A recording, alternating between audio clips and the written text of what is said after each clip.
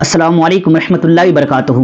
एक भाई ने ये सवाल किया है कि हज़रत कौन लोग हैं जो रोज़ा नहीं रख सकते हैं, मतलब ये कि रमज़ान के दिनों में कोई मजबूरी के तहत, और कौन सी ऐसी मजबूरी है जिनके बिना पर, जिसकी बुनियाद पर वो रोज़ा नहीं रख सकते हैं।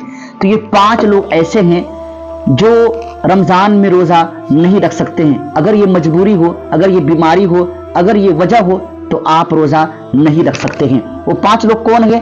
पहला वो है यानी कि शरई मुसाफिर, यानी कि शरई तौर पर अगर कोई मुसाफिर हो, यानी कि 92 किलोमीटर अगर वो सफ़र करने का इरादा रखता हो और 15 दिन से कम रुकने का इरादा हो तो वो शरई तौर पर मुसाफिर है और वो उस दरमियान रोज़ा नहीं रख सकता है। अगर नहीं रखेगा तो कोई गुनाह नहीं उसके लिए है, लेकिन बाद में उस रोज़े की क़ज़ा उस पर लाजिम है।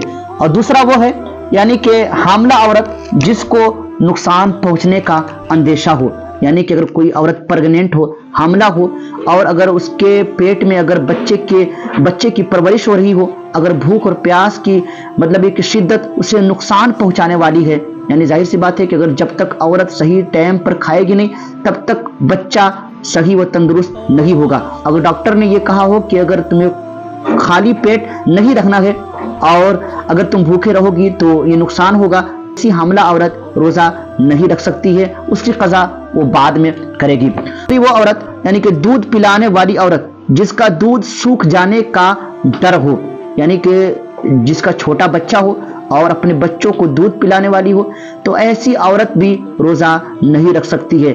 और जितने दिन रोज़ा क़ज़ा करेगी, याद रखिए इस मसले को कि माफ़ रोज़ा नहीं होता है, इसलिए कि यह फ़र्ज़ ऐन है और फ़र्ज़ ऐन जो है ना वो किसी भी कीमत पे माफ़ नहीं होता है। तो अब यह है कि इन रोज़ों की क़ज़ा बाद में करेगा वो। तो दूध पिलाने वाली जो औरत है जिसके छोटे छोटे बच्चे हों तो वो बाद में क्या करेंगी, वो उसकी क़ज़ा करेंगी।